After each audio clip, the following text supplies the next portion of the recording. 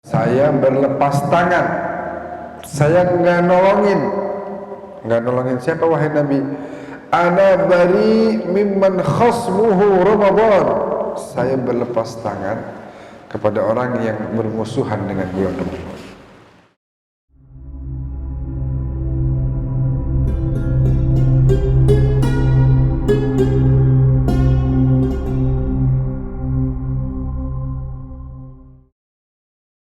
Alhamdulillah. Wassalatu wassalamu ala Rasulillah Sayyidina Muhammad bin Abdullah wa ala alihi wa sahbihi wa mawalah. Alhamdulillahilladzi anzala al-Qur'an fi syahri Ramadan wa ja'ala fihi lailatal qadri allati hiya khairun min alfi syahr. Allahumma salli wa sallim wa barik ala sayyidina wa nabiyyina wa syafi'ina Sayyidina Muhammadin sallallahu alaihi wa alihi wasallam wa ala alihi wa sahbihi ajma'in. Amma ba'du. Hadirin wal hadirat yang dimuliakan oleh Allah, Habib Ali Al-Haddad hafizahullah ta'ala wa ra'a. Alhamdulillah. Enggak berasa bentar lagi kita mau ucapin minal aidin faizin. Sebelumnya kita ucapin muwadda' ya Ramadan, selamat tinggal. Ini Ramadan lagi kemas-kemas barang nih, bentar lagi mau pergi, mau meninggalkan kita. Bakal datang lagi tahun depan. Mudah-mudahan kita semua panjang umur, sehat walafiat, ketemu lagi bulan-bulan puasa yang akan datang. Padahal lagi nikmat-nikmatnya kita di bulan puasa, lagi menikmati mendapatkan jamuan yang begitu besar dari Allah. Dosa-dosa kita diampunin, pahala kita dilipat gandakan, dan kemudian hajat-hajat kita Allah kabulkan, badan jadi sehat, dan masih banyak lagi kebaikan-kebaikan yang ada di bulan mulia ini. Tapi nggak berasa udah hari ke-24 sekarang, malam 25, malam ke-25 nanti, nggak sampai seminggu lagi ya. Ada sholawat misalnya, waddi'u ya saimina, ucapin selamat tinggal lah, ucapkanlah selamat tinggal wahai para kaum muslimin yang lagi berpuasa. Kepada siapa? Syahra Rabbil Alamina, kepada bulan yang mulia, bulan Allah, bulan yang paling mulia di sisi Allah. A'adahullahu alaina, semoga Allah pertemukan kita lagi dengan bulan puasa ya, dan dalam keadaan iman Islam kita dijaga oleh Allah Jalla Jalaluhu wa Ta'ala fi'ulah. Baik, pada kesempatan kali ini sedikit kita ingin membahas, ada satu nasihat dari Habib Muhammad bin Abdullah Al-Haddad. Hendaknya, kata beliau, seorang muslim itu sering-sering tafakur tentang sirat, jalanan yang ada nanti di atas panasnya api neraka. Di atas itu ada jalanan yang kata Al-Quran semua kita disuruh lewat situ. Wa in minkum illa wariduha, semuanya disuruh lewat situ. Hatsman maqdiyah, yang demikian itu udah jadi ketetapan Allah, semuanya disuruh lewat. Jadi jalanan itu adanya di atas neraka. Faman saqat fa ilan nar, yang jatuh ya udah nasibnya berarti menuju neraka. Tahu gak jalanan sirat itu dalam hadis digambarkan seperti apa? Ahad minas saif, lebih tajam dari pedang. Adaqqa minas sya'ar, lebih tipis dari rambut. Itu jalanan panjang.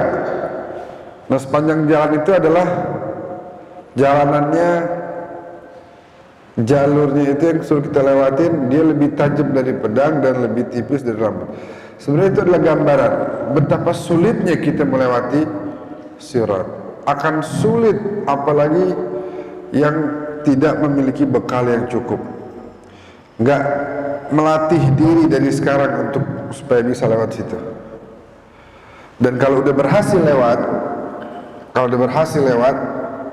langsung ketemu nanti telaga haudnya Nabi Muhammad SAW. Udah tungguin sama Nabi, berhasil lewat, langsung Nabi kasih air telaga haud. Yang disebutkan kalau kita berhasil minum dari situ akan menjadi syarbatan hani'atan mari'atan la nazma'u ba'daha abadan. Minuman yang lezat. Dulu di zaman Hatim Al-Asam khalifah kehabisan air. Di jalan aus, akhirnya ketok rumahnya Hatim Al-Asam. Hatimnya lagi haji. Dikasih air segelas, minum. Dari senangnya dia kasih hadiah sama keluarganya Hatim ini ikat pinggang yang terbuat dari intan berlian permata. Artinya apa?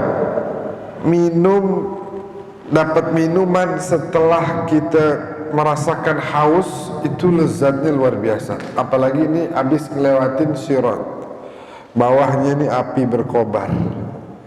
Terus kita berhasil lewat, dapat minum. Itu minuman lezatnya nggak kebayang.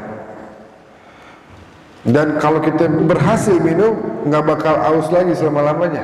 Bukan gara-gara airnya, tapi yang ngasih langsung tangannya Rasulullah Sallallahu Alaihi Wasallam. Kasih langsung minum. Wah, lezatnya luar biasa. Nikmatnya nggak bisa dikhayalin, nggak bisa. Saking lezatnya, saking nikmatnya. Nah, untuk lewat situ tuh macam-macam. Ada yang lama baru bisa lewat.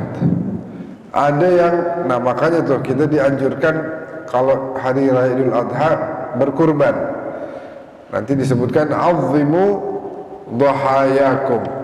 Kalau bisa, kalau berkorban yang bagus, yang cakep. Kenapa? Fa innaha 'ala sirati matayakum. Dia bakal jadi kendaraan kita bisa lewat sirat.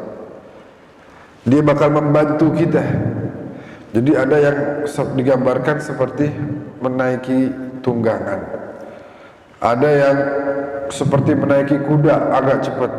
Ada yang seperti ke bawah angin. Ada yang seperti naik buruk. Bahkan ada yang seperti secepat kilat. Tergantung udah sejauh mana persiapan yang kita lakukan untuk bisa melewati tersebut. Tentu nggak gampang ya Bapak Ibu sekalian, nggak gampang kita bisa melewati itu. Makanya selain persiapan, saya kasih gambaran begini dah. Ada dua gedung gede, antara gedung ini sama gedung ini disambungin pakai tali, kita disuruh lewat situ. Ya susah, harus siapin banyak hal, harus siapin mental, fisik, harus siapin ilmu gimana caranya bisa lewat situ, apalagi melewati sirat. Makanya kalau kita ngarep dengan amal kita rada susah. Amal kita nih rada susah. Walaupun kita tentu terus berikhtiar, terus beramal.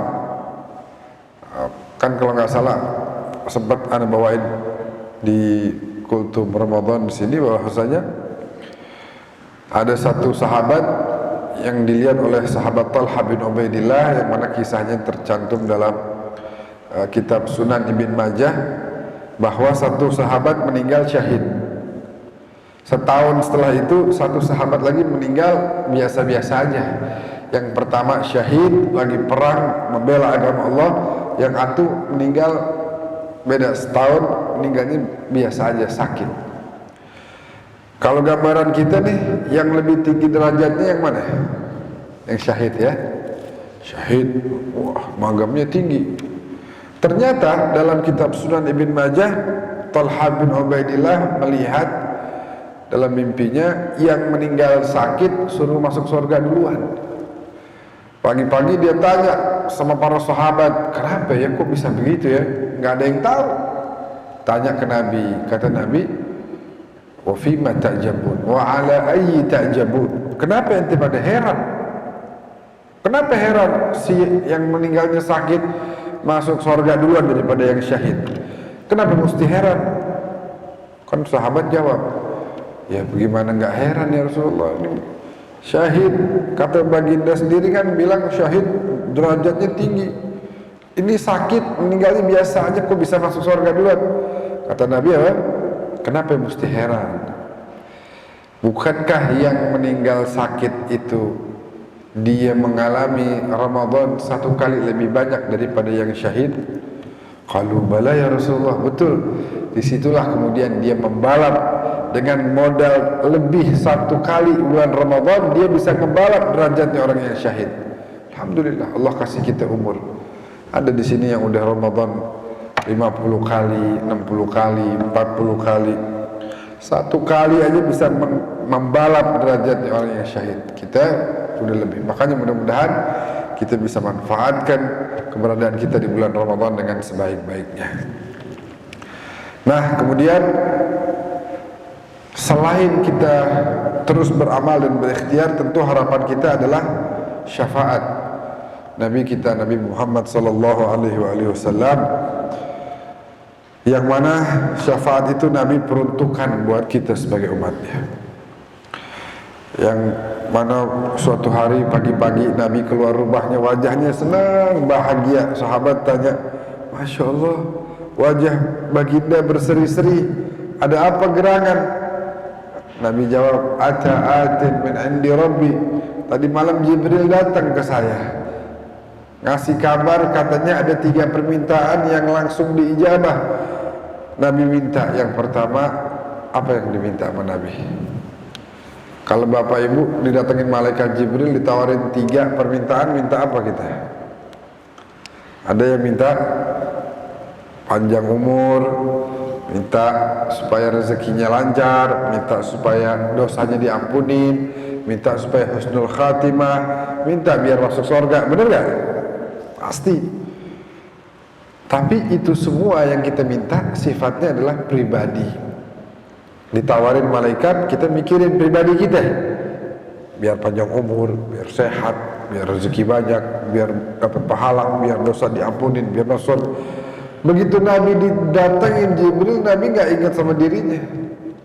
Yang Nabi ingat kita. Nabi minta supaya diampunin dosa-dosa kita. Yang kedua, apa wahai Rasulullah? Yang kedua juga minta sama Allah, ampunin umat saya. Kan udah tadi yang pertama, kok yang kedua itu lagi? Kata Nabi, masalahnya di kepala saya nggak ada pikiran lain, itu doang. Nggak minta kayak apa gitu biar derajat antum dinaikin, kan gitu. Minta supaya magam antum ditinggiin.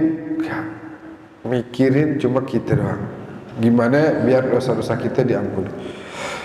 Yang ketiga apa wahai Nabi? Yang ketiga, saya tahan, tolong sampaikan sama Allah. Yang ketiga, saya nggak minta sekarang, mintanya nanti, waktu di hari yang sangat berat, di hari yang bahkan jangankan umat saya, nabi-nabi itu nanti minta tolong sama saya, kata Nabi Muhammad. Di hari itu Ibrahim dan Musa bakal datang minta pertolongan sama saya. Nah, di hari itu permintaan yang ketiga, saya minta supaya umat-umat saya yang masih banyak dosanya diampuni sama Allah Subhanahu wa taala. Itu sayangnya Nabi sama kita. Makanya kita berharap banget syafaat dari Nabi. Kalau kita pergi ke Madinah, mudah-mudahan Allah kasih rezeki yang banyak, yang halal bisa ke Madinah. Nanti di atas pintu yang dari arah Babus Salam tuh ada pintu Raudhah, tulisan di atas apa? Syafaati li ahlil kabair min ummati. Syafaat saya bakal saya peruntukkan untuk para pendosa di kalangan umat saya, apalagi yang rajin ibadah. Ya Rasulullah, saya banyak dosa, disyafaatin. Ada lagi, ya Rasulullah, saya dosa saya gede-gede, kabair. Kata Nabi, tetap disyafaatin. Jadi harapan kita adalah setelah tadi membayangkan sirat yang sangat menakutkan, yuk sama-sama kita siapin dengan amal ibadah. Dan yang kedua, terus mengharap syafaat dari Rasulullah. Nah, hari ini saya mau bahas secara singkat aja tentang ternyata ada orang-orang yang gak bakal dapat syafaat Nabi.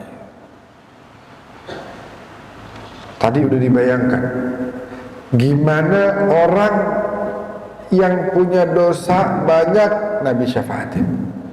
Dosanya gede, kabair, bukan dosa-dosa kecil, dosa-dosa gede, Nabi syafaatin. Tapi ternyata ada beberapa kelompok yang nggak bakal dapat syafaat Nabi. Mudah-mudahan kita nggak termasuk kelompok ini. Hindarin sebisa mungkin yang tiga ini nih, ada tiga kelompok. Yang tiga ini hindarin, jangan sampai kita masuk. Nah, hari ini kita coba bahas. Yang pertama yang nggak bakal dapat syafaat dari Nabi, ini mumpung kita di bulan Ramadan, ya. Yang pertama adalah orang yang bermusuhan dengan bulan Ramadan. Saya, kata Nabi, saya berlepas tangan, saya nggak nolongin siapa wahai Nabi? Ana bari mimman khasmuhu Ramadan. Saya berlepas tangan kepada orang yang bermusuhan dengan bulan Ramadan. Ya, musuhan itu bermusuhan itu macam-macam jenisnya. Ada orang bermusuhan dengan Ramadan itu dengan dia tidak senang datangnya Ramadan. Ramadan datang bawa ampunan bagi dosa-dosa kita. Ramadan datang bawa pahala yang sangat banyak. Harusnya kan kita sambut. Ya, kita sambut. Ada tuh qasidah-qasidah di sini sering dibaca apa? Syahilillahi Ramadan, ya. Ada lagi menyambut Ramadan misalnya, ya Rabbana qabalna fi lailatul ghufran, ya Rabbana qabalna fi lailatul ghufran. Minta diterima di malam-malam ampunan di bulan Ramadan. Minta disambut oleh bulan Ramadan, oleh Allah Subhanahu wa taala. Apalagi misalnya ya marhaban bika ya Ramadan, artinya kita sambut, kita bahagia. Ada orang yang nggak senang datangnya bulan puasa. Orang makan senang dosanya mau diampuni, 11 bulan bikin dosa, bulan Ramadan datang dosa kita diampuni, harusnya kan senang. Ada malam Lailatul Qadar, tadi kita kasih gambaran bagaimana sahabat Nabi bisa membalap derajat orang yang syahid dengan modal berkah 1 bulan Ramadan. Harusnya senang. Ada orang yang gak senang. Ya puasa, ya lapar. Padahal Ramadan datang bawa banyak pahala dari Allah. Nih saya datang nih, umat Islam, nih saya datang nih, sambut saya. Saya datang bawa pahala yang gede, saya datang bawa ampunan yang banyak buat kalian. Ente kan pada bikin dosa mulu nih, ini ada datang bawa ampunan nih. Ente pokoknya nanti Idul Fitri kembali kepada fitrah, kembali ke sebagaimana pertama dilahirkan oleh ibu kita. Harusnya kita senang, tapi lagi-lagi ada orang yang gak senang. Itu bermusuhan dengan bulan Ramadan. Apalagi ada malam-malam Lailatul Qadar yang begitu agung, begitu besar.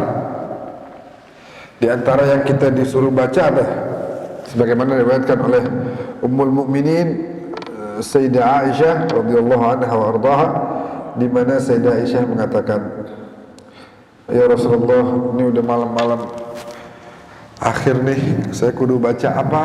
Saya harus baca apa?" Kemudian Nabi bilang di antaranya adalah Allahumma innaka afuwun tuhibbul afwa. Nah, qasidah, ya, doa itu sering nggak kita baca? Sering ya? Asyhadu an la ilaha illallah astaghfirullah nas'alukal jannata wa na'udzubika minan nar. Allahumma innaka afuwun tuhibbul afwa fa'fu anna. Kalau di riwayat, kalau nggak salah di Imam Muslim atau di Imam Ahmad bin Hanbal, ada tambahan Allahumma innaka afuwun karim, ada karimnya, tuhibbul afwa fa'fu anna. Itu doa indah, itu doa indah. Kita minta diampunin, dan ulama bilang kenapa dipakai kalimat afa ya'fu, afwan, karena itu bukan hanya mengampuni kita, tapi menghilangkan jejak dosa kita. Kalau dosa diampunin, tapi masih ada catatannya di malaikat, itu ada yang model begitu. Tapi kalau kalimatnya afa, ya'fu, Allahumma innaka afuwun, ya Allah engkau maha pemaaf, tuhibbul afwa, engkau mencintai sifat maaf, fa'fu anna, maka maafkanlah kita. Itu katanya ngampunin dosanya kayak apa, tahu nggak? Nggak ada bekasnya. Saya suka kasih contoh begini. Ini karpet ketumpahan kopi, diberesin, dilap, ya, beresin. Ada bekasnya nggak? Ada bekasnya. Kita udah beresin, udah dibersihin, ada bekasnya. Tapi kalau kita minta fa'fu anna, itu karpet kayak bersih lagi, kayak baru lagi. Makanya ada hari raya Idul Fitri, bersih kembali. Minal aidin wal faizin. Apa artinya minal aidin? Minal aidin artinya apa? Orang kira minal aidin artinya minta mohon maaf. Iya, minal aidin wal faizin, mohon maaf. Padahal minal aidin artinya adalah min itu dari, al-aidin dari kata ada ya'udu audah fahuwa aid, jamaknya aidun atau aidin. Artinya begini, minal aidin, semoga kita termasuk orang-orang yang kembali. Kembali kemana ya? Kembali ke rumah. Apa kembali kemana? Kembali ke fitrah kita yang pertama kali diberikan, sebelum dikotori dengan dosa, dengan maksiat. Kita kembali ke masa-masa di mana kita baru dilahirin sama ibu kita, bersih dari dosa, nggak ada dosa sedikit pun. Minal aidin wal faizin, faza yafuzu fauzan, fahuwa faiz, yaitu orang-orang yang menang. Kenapa disebut menang? Karena dia telah berhasil, ya, dia udah lulus dari bulan Ramadan, dapat pontennya cakep. Ponten, tahu nggak ponten? Nilai.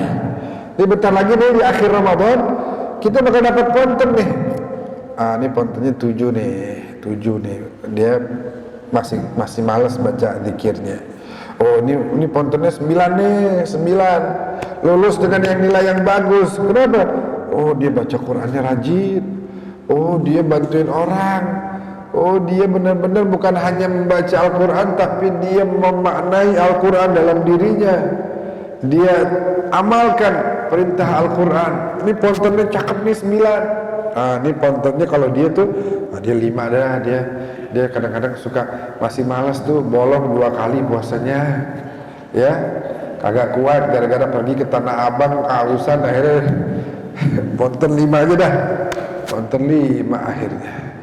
Sayang sekali. Nah, doa tadi asyhadu an la ilaha illallah astaghfirullah, itu biasa dibaca pas kapan? Menjelang buka. Menjelang buka. Dan biasanya kalau Anda perhatian di beberapa tempat tuh Anda suka diundang di acara buka puasa, itu bakal selingan doang. Jadi sambil siapin makanan gitu, asyhadu an la ilaha, kolaknya mana kolaknya? Cepat nih udah mau azan. Astaghfirullah nas'alukal jannah. Korma mana korma? Udah siap belum kormanya? Wa na'udzubika minar Allahumma innaka. Panggilin tuh, cepat suruh sini. Kagak ada khusyuk. Doanya mana? Baca apa doa tuh? Doa harusnya doa. Asyhadu an la ilaha illallah astaghfirullah nas'alukal jannata wa na'udzubika minan nar. Allahumma innaka afuwun tuhibbul afwa fa'fu anna. Cakep begitu. Ini bakal selingan doang. Jadi sambil siapin tuh biar ada yang dibaca, baca asyhadu an la ilaha illallah. Itu belum matang tadi tuh. Semua udah jadi belum? Astaghfirullah nas'aluka. Nasinya mana nasinya? Wa na'udzubika minan nar. Ini kok udah adem nih, kenapa gak dipanasin lagi? Allahumma innaka. Ini selingan doang baca. Harusnya kan pakai hati baca, khusyuk. Terus Sayyidah Aisyah tanya, Nabi baca apa? Baca ini, dosa diampunin. Tapi jangan menjadi selingan doang. Kalau bisa malah bacanya bukan hanya menjelang buka, tapi sepanjang hari, pagi, siang, sore, malam. Kalau yang ingat baca. Begitu. Jadi yang pertama yang gak bakal dapat syafaat Nabi adalah orang yang bermusuhan dengan bulan Ramadan. Datang kagak disambut. Udah didatengin di bulan Ramadan, ditungguin, ini mudah-mudahan dia ini malah mengotori kesucian bulan Ramadan dengan hal-hal yang maksiat dan lain sebagainya. Jadi kalau lagi gambarannya begini nih, Nabi lagi di akhirat nanti. Ya Rasulullah, tolongin saya ada dosa. Nih syafaat. Saya juga nih, dosa saya gede banget. Dosa saya bukan yang kecil, yang gede. Sini, nih syafaat. Ente kenapa? Kalau saya, dosa saya dulu saya kagak senang sama Ramadan. Terus Ramadan juga saya kotorin kesuciannya. Kata Nabi, oh ini enggak. Ini enggak bisa ditolong nih. Saya berlepas tangan. Nah, gimana nggak berlepas tangan? Ente didatengin Ramadan lagi pengen dikasih ampunan sama Allah, lagi pengen dikasih pahala yang gede, bukan senang malah dikeluhkan kedatangannya. Yang kedua yang nggak bakal dapat syafaat Nabi, kata Nabi apa? Tidak akan dapat syafaatku tarikus shalah, orang yang ninggalin sholat. Ninggalin sholat nggak dapat syafaat. Jadi kalau ada dari kita yang meninggalkan sholat, ayo buru-buru istighfar dan tobat. Tapi nggak cukup di situ. Ya, dia utang, kayak utang. Ibu-ibu utang, misalnya pinjam duit, terus minta maaf sama dia, cukup nggak? Kudu bayar. Maafin saya dah, nggak cukup, bayar. Begitu juga sholat ditinggalin, bisa minta maaf sama Allah, maafin saya Allah, saya tobat, nggak cukup, bayar itu utang. Sholat dengan niat qadaan lillahi ta'ala. Jadi niatnya bukan adaan, tapi qadaan. Nggak bakal dapat syafaat Nabi orang yang nanti pas di akhirat mau diadili oleh Allah, mengharap syafaat Nabi, pas Nabi tanya, mana sholatmu? Bolong-bolong ya Rasulullah. Ini nggak dapat nih. Pinggir, nggak dapat. Kalau kita punya sholat itu sempurna, ya, apalagi semuanya tepat waktu, waduh, nggak bakal disuruh masuk neraka lagi, langsung dapat tiket VIP masuk surga. Insya Allah. Makanya kita jaga sholat kita, jaga baik-baik, hidup sebentar. Ya Allah, 60 tahun, 70 tahun, 80 tahun, bentar. Habis itu nikmat selama-lamanya. Jaga sholat, jaga sholat. Tiap sholat tuh dibersihin lagi kita, dibersihin lagi.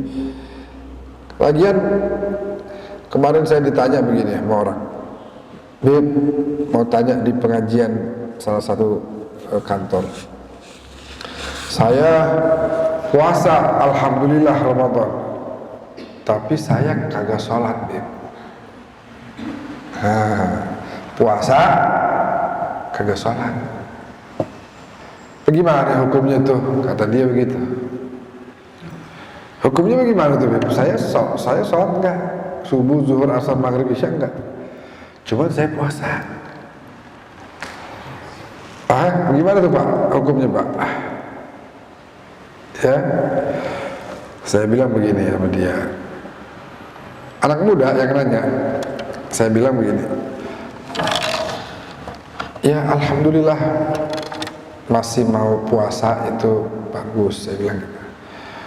Terus dia dapat jawaban begitu, girang dia colek temannya, tuh dengerin Habib, gua masih mau puasa. Wah lo jangan nyalain gua dong, tuh dengerin tuh, gua masih puasa. Alhamdulillah masih mau puasa, bagus. Tapi habis itu kita kasih nasihat, kita tegur. Saya bilang kalau mau bicara dosa, si habisnya nggak dosa, dosanya ente nggak sholat. Kalau yang satu lagi dosanya misalnya perempuan nggak nutup aurat, dosanya fulan yang lain lagi ghibah, dosanya fulan sombong, dosanya fulan, semua itu dosa. Cuma saya bilang, cuma dosa antum nih dosa yang paling gede. Ninggalin sholat ini dosanya paling gede. Dan ketahuilah bahwasanya ada satu amalan yang akan dihisab, kalau dia diterima maka amalan lainnya akan diterima, yaitu sholat. Tapi wa in ruddat, kalau ditolak itu amalan, ditolak juga amalan yang lain. Sayang, itu udah puasa, lapar-lapar, begitu sholat itu nggak diterima, ini nggak diterima nih. Padahal tadinya dia lagi senang, oh boleh dong, boleh. Begitu kita jawab gitu, dia alhamdulillah bisa terima. Bahwasanya sayang kalau seandainya kita tidak mendirikan sholat. Bukan hanya sayang, itu akan membuat amal ibadah kita yang lain sia-sia. Saya tanya sama dia, coba kamu hitung sekarang, sholat, katakan sekali sholat 5 menit, berarti 5 kali sholat berapa menit? 25 menit. Satu hari ada berapa menit?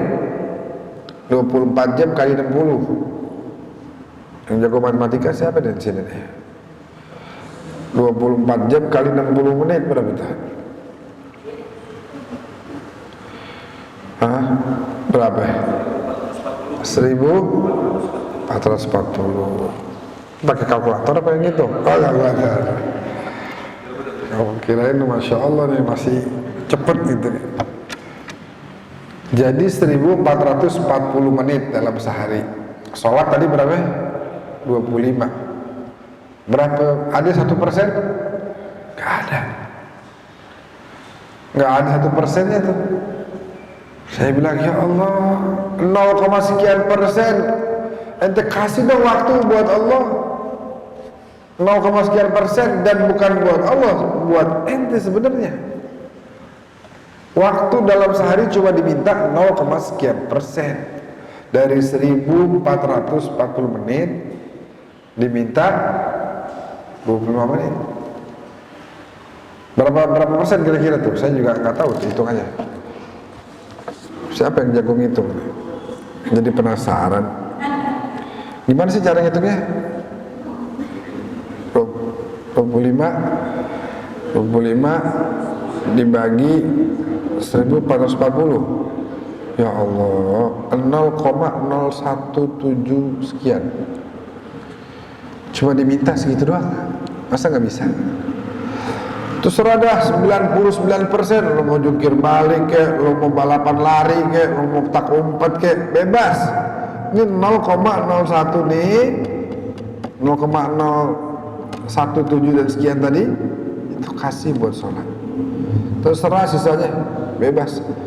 Ini 5 jangan ditinggalin, 5 sholat. Jadi begitu ya. Yang kedua yang gak bakal dapat syafaat Nabi adalah orang yang meninggalkan sholat. Yang ketiga, yang terakhir, yang gak bakal dapat syafaat Nabi adalah, itu digambarkan sendiri dalam Al-Quran.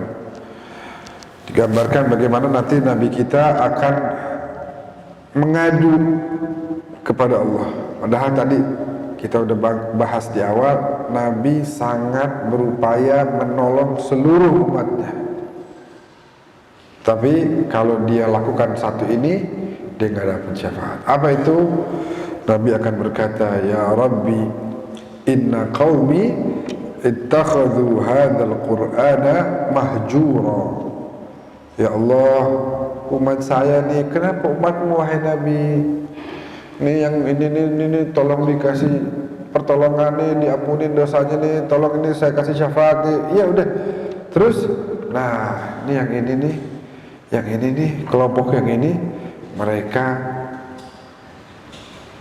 mengabaikan Al-Quran, mereka menjauhkan Al-Quran, mereka nggak menghargai Al-Quran.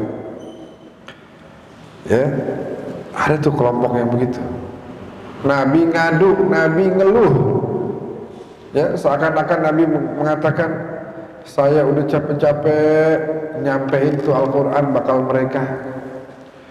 Udah banyak keluarga saya yang jatuh gugur perang Badar ada, Sayyidina Ubaidah ibn Harith ibn Abdul Muttalib. Perang Uhud, paman saya meninggal juga, Sayyidina Hamzah. Perang-perang lainnya, sahabat, ahlul bait banyak jatuh berguguran. Udah sampai tuh Al-Quran, bukannya dia pelajari, dia hargai, dia baca, dia resapi, ini malah diabaikan, nggak diperhatikan, malah dijauhkan. Na'udzubillah min dzalik. Berapa hari yang lalu saya tuh ke Garut. Jadi ada acara di Bandung, di Cicalengka, Pondok Pesantren Al-Falah, Pondok Pesantren Al-Quran Al-Falah. Sampai buka puasa, sampai sholat isya. Habis itu kita ke pondok pesantren yang ada di Garut. Namanya Pondok Pesantren Qiraatus Sab'ah, 7 bacaan Al-Quran. Yang kita tahu kan satu aja. Yang kita sering baca nih riwayat dari Hafiz an Asim. Hafiz an Asim. Ternyata ada 7 modelan cara baca Al-Quran. Di pondok pesantren itu diajarin. Anak-anak kecil, tuh SMP, SMA udah pada jago. Coba bacaannya Imam Hamzah bagaimana? Itu pakai itu, pernah dengar gak? Wadduha wallaili idza saja. Ada tuh. Sabbihisma rabbikal a'la alladzi khalaqa fasawwa walladzi qaddara fahada walladzi akhrajal mar'a. Itu di Afrika banyak yang baca tuh. Boleh nggak baca begitu? Boleh. Dia salah satu qiraah dari 7 qiraah yang ada. Cuman kalau yang lain sebagian besar adalah baca riwayat Hafiz an Asim. Ada lagi kemarin tuh, itu dikhatamin waktu saya ke sono, dikhatamin baca qiraah Hamzah, Al-Imam Hamzah. Baca qiraat Al-Imam Hafiz an Asim. Yang beda lagi Al-Ikhlasnya tuh. Qul huwallahu ahad, Allahus samad, lam yalid wa lam yakul lahu. Kalau kita bacanya gimana? Wa lam yakul lahu kufuwan, ya kan? Ada yang bacanya kuf'an. Wa lam yakul lahu kuf'an ahad. Kufuan, ada lagi begitu. Jadi beda-beda tuh. Itu anak-anak SMP, SMA pada jago baca Al-Quran. Nggak hanya itu, saya ceramah kelar jam setengah 12 malam. Habis ceramah itu santri-santri SMP, SMA pada duduk sampai setengah 4 dengerin. Ada 8 qori internasional, masing-masing baca setengah jam. Saya dengerin yang pertama, habis saya pulang. Itu anak-anak bocah pada 4 jam duduk dengerin Al-Quran. Jam setengah 12 sampai jam setengah 4. Dan dengerinnya bukan sambil ngantuk gitu, dengerinnya sambil melemes, sambil capek. Enggak, antusias, senang, bahagia, senyum, wah luar biasa. Saya lagi kebayang tuh, Masya Allah, ini anak-anak ngefansnya sama para pembaca Al-Quran. Kalau di Jakarta, anak-anak sekarang ngefansnya sama itu Blackpink. Blackpink sama apa yang lain-lain tuh, hitam pink apa ya? Hitam pink, Masya Allah, demen namanya begitu. Dengerin Quran 10 menit udah nguap dia. 10 menit dia tuh ngantuk. Ini 4 jam duduk nggak bergerak dengerin Quran. Wah, semuanya senang, semuanya antusias. Nah, inilah yang bakal jadi penolong kita.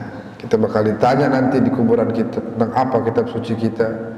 Maka jangan asal jawab Al-Quran aja. Benar nggak kita udah jadikan Al-Quran sebagai kitab suci kita? Itu yang harus diperhatikan. Itu yang harus kita perhatikan. Sekarang orang masing-masing pada baca. Oh, udah berapa juz, udah berapa kali khatam. Itu cakep nggak? Cakep. Tapi yang lebih penting juga, yang gak kalah penting juga adalah bukan udah sampai mana bacanya, tapi udah sampai mana tuh Al-Quran mengisi hati kita. Udah sampai mana tuh Al-Quran menjadi imam kita, menjadi pembimbing kita. Jadi saya ulangi sekali lagi, ada 3 kelompok yang gak bakal dapat syafaat Nabi, yaitu orang yang musuh dengan bulan Ramadan, orang yang ninggalin salat, dan orang yang mengabaikan Al-Quran. 3 hindarin. Ayo, kita kudu girang sama bulan Ramadan. Orang mah kalau asal dia normal aja pasti girang, dosa diampunin, ya, pahala lipat gandakan. Apalagi Lailatul Qadar, Masya Allah, ya, sekian ribu. Kalau baca Al-Quran di bulan Ramadan dilipat gandakan nggak pahalanya? Lipat gandakan.